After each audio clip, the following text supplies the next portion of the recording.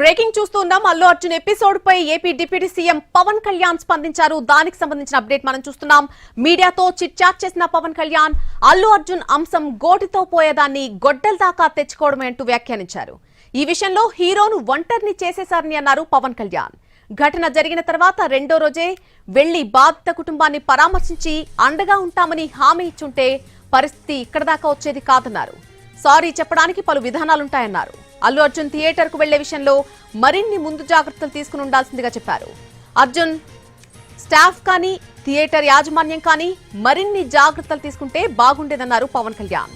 Allu Arjun arrest విషయంలో రేవంత్ రెడ్డి పరిస్థితి రెండు వైపులా పదునున్న కత్తిలా మారిపోయిందని అన్నారు.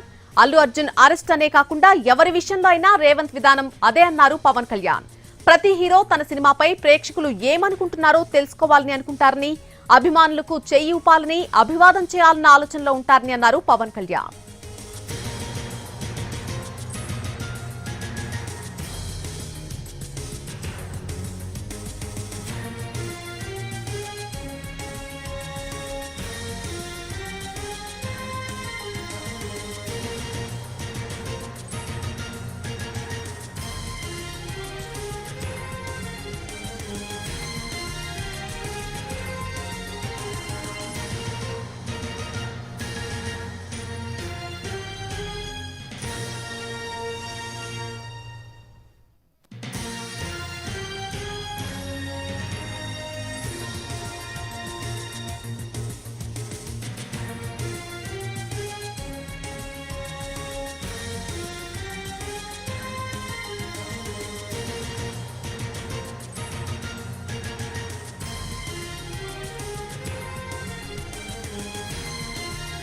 అల్లు అర్జున్ ఎపిసోడ్ పై AP deputy CM Pawan Kalyan ఎట్టకేలకు స్పందించారు. మీడియాతో చిట్ చాట్ చేసిన పవన్ కళ్యాణ్ అల్లు అర్జున్ అంశం గోటితో పోయేదాన్ని గొడ్డల దాకా తెచ్చుకోవడమే అంటూ మాట్లాడారు. ఈ విషయంలో హీరోను ఒంటరిని చేసేశారంటూ కూడా ఆయన వ్యాఖ్యానించారు.